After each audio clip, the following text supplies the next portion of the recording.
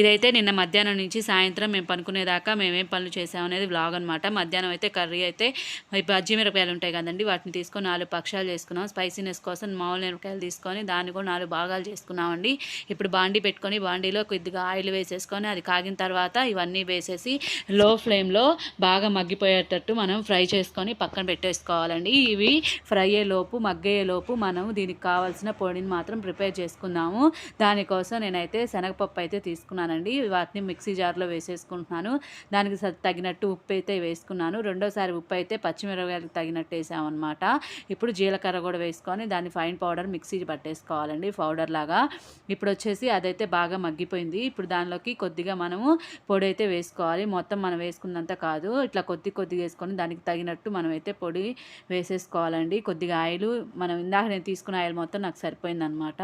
చూడండి ఇప్పుడు అదైతే అట్లా వచ్చేసింది. అదైతే తినేసామండి. తిన్న తర్వాత ఇంకా ఈవినింగ్ అనమాట, మధ్యాహ్నం 3:30 ఇవైతే బట్టలు అయితే మడతేస్తున్నాం అనమాట. బట్టలు మడతేస్తున్నాను. ఇప్పుడు మా బుడ్డమ్మాయి కూడా వచ్చి దానిలో నన్ను డిస్టర్బ్ చేస్తుందండి. ఇప్పుడైతే ఈవినింగ్ వేసుకోవాల్సినవి, రేపొద్దున వేసుకోవాల్సినవి మొత్తం అయితే మనం పొద్దున ఇప్పిని అయితే వాషింగ్ మిషన్లో వేసాం కదండి, అవి బాగా ఆరిపోయినాయి. ఇవి రాత్రి బట్టలు అనమాట. అవైతే ఇంకా మడతేసేసి ఎవరి వాళ్ళ దగ్గర పెట్టేస్తున్నామండి. ఇద్దరం కలిసి మడతేసుకుంటున్నాం, తొందరగా అయితే అయిపోతుంది కదా. అందుకని ఏదైతే ఇద్దరు షేర్ చేసుకుంటే తొందరగా అయిద్దండి. ఒకళ్ళ చేయాలి అంటే అది కొద్దిగా లేట్ అవుతుందన్నమాట. అయితే ఇద్దరం అయితే ఇక్కడైతే మడతేసి ఎవరి వాళ్ళకి సెట్ చేస్తున్నాం అనమాట. ఎవరి బట్టలు వాళ్ళకి విడివిడిగా తీసుకొని ఇద్దరం మడతేసాం కదండి. అవి అయితే పిల్లలకి పెద్దలకి సెటప్ అంటే ఉంటాయి కదండి, కింద ప్యాంటు షర్టు అని మన ఇవని అన్నీ కూడా ఎవరికి వాళ్ళకి నీట్గా సర్దేసి గూట్లో అయితే పెట్టేస్తున్నాము. ఇదంతా అయిపోయిన తర్వాత ఒక అరగంట అయితే రెస్ట్ తీసుకున్నామండి. రెస్ట్ తీసుకొని తర్వాత వచ్చేసి పొద్దున అట్టుపిండి అయితే వేశాను కదా, దాంట్లోకి కొద్దిగా ఉల్లిపాయలు పచ్చిమిర్చి వేసి ఒక వాయి అయితే పునుగులు అయితే వేశానండి. ఎందుకంటే ఇవి మా మామయ్యకి ఆకలి అవుతుంది అంటే ఇంకా తన వరకు కొద్దిగా ఒక వాయి అయితే వేసాము. ఇంకా ఎక్కువైతే వేయలేదు, ఒక వాయి అయితే వేసానమాట. ఎక్కువ వేయలేదు ఎందుకంటే వేస్ట్ అయిపోయింది. మళ్ళీ చపాతీ చేస్తాం కదండి, అది తినరు. అందుకని ఇవన్నీ వేసాము. అట్టుపిండిలోకి జీలకర్ర, పచ్చిమిర్చి, ఉల్లిపాయ ముక్కలు అన్నీ వేసాను కదండి. ఇప్పుడు హీట్ అయిన తర్వాత బోండాలు అయితే వేసేసుకుంటున్నాను. ఇవైతే బాగా క్రిస్పీగా బాగా వచ్చినాయి అనమాట. దీనిలో సోడా ఉప్పు మిస్ అయిందండి, ఇవి చెప్పటం. సోడా ఉప్పు కూడా వేసుకోండి, మెత్తగాను లేయర్ అనేది క్రిస్పీగా ఉంటుంది. దీన్ని చూస్తుంటే నాకైతే మా ఊర్లో తాత పునుగులే గుర్తొస్తున్నాయండి. చాలా బాగుంటాయి. కాకపోతే అతని పునుగుల కోసం నైట్ 8 దాకా కూడా వెయిట్ చేస్తారనమాట. చూడండి కొద్దిగా చట్నీ అవన్నీ వేసి ఇచ్చేసాను. ఇప్పుడైతే టమాటాలోకి కర్రీ అయితే ప్రిపేర్ చేస్తున్నానండి. దీనికోసం టమాటా బ్యాటర్ అయితే రెడీ చేసుకుంటున్నాను. అచ్చం టమాటా కర్రీ లాగా చేస్తున్నానండి. ఇది ఇట్లాగా వేసేసుకొని లాస్ట్లో కొద్దిగా 2 ఉల్లిపాయలు కూడా వేసేసుకుంటున్నానండి. ఇదైతే ఇందాక పునుగులు వేసాను కదండి, ఆ ప్యాన్ అనండి. కొద్దిగా జీలకర్ర వేసుకున్నాను. జీలకర్ర వేసుకొని ఉల్లిపాయ ముక్కలు వేసుకున్నానండి. వేసుకొని అవి మగ్గిందాకా మనం తిప్పుకోవాలి. పచ్చిమిర్చి వేసుకొని కొద్దిగా మగ్గిందాకా తిప్పేసుకోవాలండి.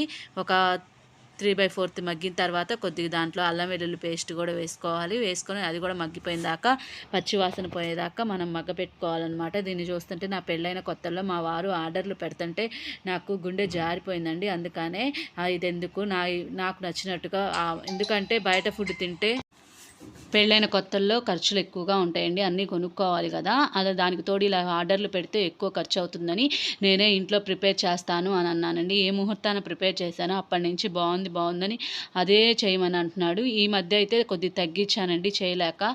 అంటే అప్పుడప్పుడైతే చేస్తాం కానీ 2 డేస్కి ఒకసారి చేయాలంటే కష్టమైంది కదా. ఈ కర్రీ ఏది ఉంటే అది వేసుకుంటే సూపర్గా ఉండిద్ది. ఇట్లా అయితే వేసుకొని దానిలో ఉప్పు కారం వేసుకొని మళ్ళీ కలయి పెట్టుకున్నానండి. కొద్దిగా పసుపు వేసుకున్నాను. ఏ కూరలో అయినా పసుపు వేస్తేనే మగవాళ్ళు తినాలంట, లేకపోతే తినకూడదంట. అందుకనే పసుపు అయితే వేసుకోవాలి. దానికి రీజన్ అదేనండి, యాంటీబయాటిక్గా ఉపయోగపడుతుంది. శాస్త్ర ప్రకారంగా అట్లా వేస్తారనమాట. ఒక గరం మసాలా ప్యాకెట్ కూడా వేసేసుకొని ఇప్పుడు బాగా మొత్తం కలిపేసుకుంటున్నానండి. దీంట్లో ఎక్కువ టమాటా ప్యూరీ ఉండిద్ది అనుకోకండి, ఎక్కువ మంది ఉన్నప్పుడు క్వాంటిటీ కూడా ఎక్కువగానే ఉండిద్ది. ఇప్పుడు అదంతా పెట్టేసేయాలి. ఆయిల్ మొత్తం పైకి వచ్చిందాకా ఉడకబెట్టుకోవాలండి. చూడండి బాగా ఇంకిపోయింది. ఇందాకైతే పై దాకా వచ్చింది కదా టమాటా జ్యూస్ వచ్చేసి, ఇప్పుడైతే ఇంకిపోయిందండి. చూడండి పైన బబుల్స్ వచ్చి మళ్ళీ మనకి టమాటా నూనె కూడా పైకి వచ్చేసింది కదా, మళ్ళీ అది కలబెట్టుకొని మళ్ళీ ఒక 5 మినిట్స్ ఆ 10 మినిట్స్ మనము మగ్గబెట్టుకోవాలండి. మగ్గబెట్టుకుంటే బాగా వాసన వస్తుంది అనమాట, రూమ్ మొత్తం వాసన వచ్చింది, అది ఉడికిపోయిద్దండి. చూడండి మళ్ళీ ఇందాక వచ్చింది కదా ఇట్లానే ఆయిల్, మళ్ళీ ఇట్లాగ వచ్చేసి మళ్ళీ ఇంకో 5 మినిట్స్ ఉంచేసుకుంటే బాగుండిద్ది అనమాట. కర్రీ అనేది సూపర్గా ఉండిద్దండి. తక్కువ మసాలాలతోటి రెస్టారెంట్కి వెళ్ళకుండా రెస్టారెంట్ ఫుడ్ స్టైల్లో అయితే ఇది వచ్చేసిద్ది అనమాట. ఇప్పుడు వచ్చేసి మనం గోధుమ పిండి అయితే కలుపుకుందాము. చూడండి నేను కలుపుతుంటే మా పిల్లలందరూ నలుగురు చుట్టూరు చేరి అసలు చేయాలన్న ఇంట్రెస్ట్ కూడా లేకుండా చేసేసారండి.